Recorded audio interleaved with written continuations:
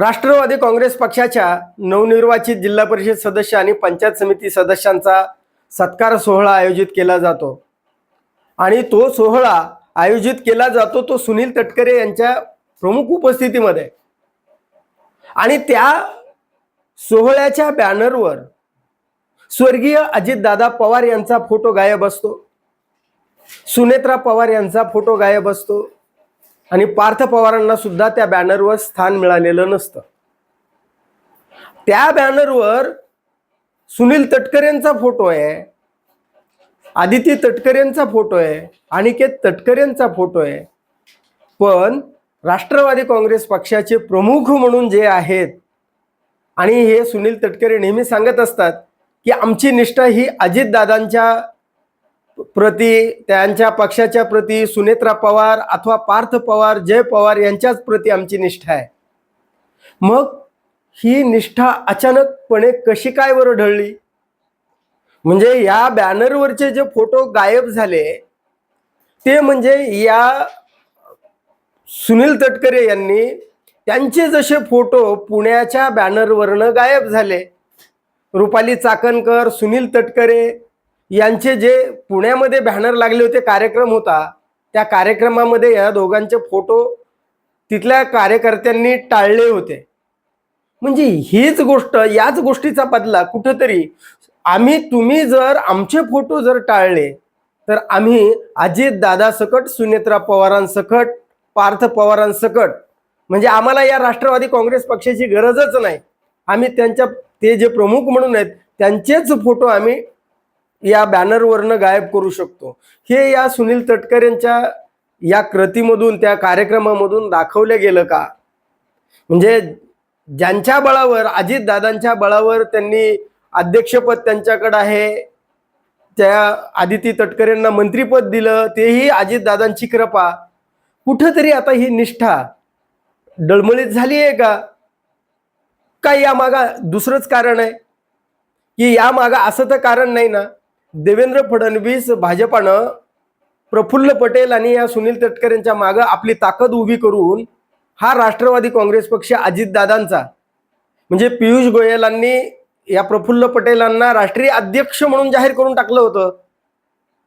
आणि हे जे पत्र लिहिलं होतं सुनील तटकरे, प्रफुल्ल पटेल आणि ब्रिजमोहन श्रीवास्तव यांच्या सह्यानुसार जे निवडणूक आयोगाला पत्र लिहिलं गेलं होतं आणि त्या पत्रामध्ये, त्या पत्राच्या विरोधात ती जी मागणी केली असेल त्यांनी त्या पत्रामध्ये, त्याच्या विरोधामध्ये सुनेत्रा पवार यांचं पत्र निवडणूक आयोगाला गेलं का?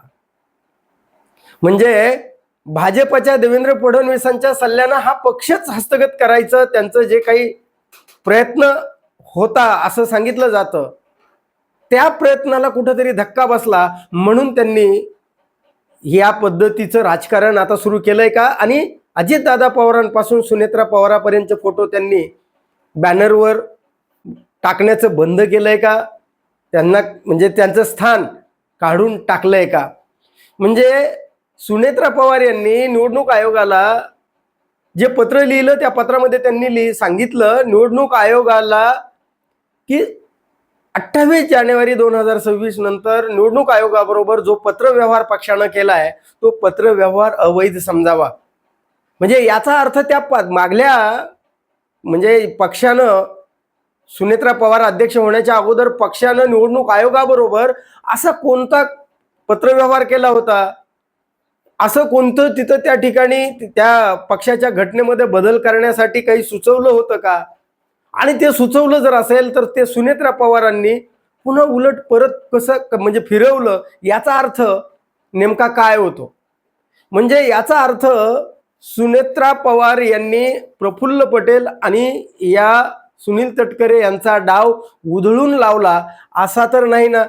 आणि म्हणूनच या सुनील तटकरेंना या प्रकाराचा राग आला आणि त्यांनी आपले खऱ्या अर्थानं खायचे दात आता दाखवायला सुरुवात केली आहे। आणि त्याचाच परिणाम म्हणून की बॅनरवर त्यांनी स्वतःचा म्हणजे आमच्या कोकणामध्ये म्हणजे रायगडमध्ये मीच मोठा, माझ्या पक्षापेक्षा मीच मोठा आहे हे त्यांनी दाखवण्याचा प्रयत्न केलाय का? म्हणजे सुनील तटकरेंनी जाणीवपूर्वक म्हणजे अजितदादांचे, सुनेत्रा पवारांचे अथवा पार्थ पवारांचे फोटो बॅनरवरनं काढून टाकले का? भाजपच्या आधारानं जे काही त्यांनी निवडणूक आयोगाबरोबर पत्रव्यवहाराचा खेळ केला होता त्याचा त्यांना धक्का बसला म्हणून त्यांनी काढून टाकले का? का पुण्यामधल्या कार्यकर्त्यांनी सुनील तटकरे यांचे आणि रुपाली चाकणकरांचे फोटो बॅनरवरून काढून टाकले त्याचा नेमका हा बदला घेतलाय का? का सुनेत्रा पवार यांच्यावर या सुनील तटकरे यांनी आणि या प्रफुल्ल पटेलांनी दबाव वाढवलेला आहे की पक्ष आमच्याच ताब्यात असावा, तुम्ही जी मागणी केली आहे ती चुकीची आहे, पण अप्रत्यक्षपणे सुनेत्रा पवार यांच्यावर त्यांनी दबाव वाढवलेला आहे काय? म्हणजे याविषयी तुमचं नेमकं काय मत आहे? म्हणजे या सुनील तटकरे यांनी आता नेमके त्यांचे खरे खायचे दात दाखवलेत का? याविषयी तुम्हाला काय वाटतं? आपलं मत कमेंट करून जरूर सांगा आणि हा व्हिडिओ जर आवडला तर लाईक आणि शेअर करायला विसरू नका. धन्यवाद. जय महाराष्ट्र.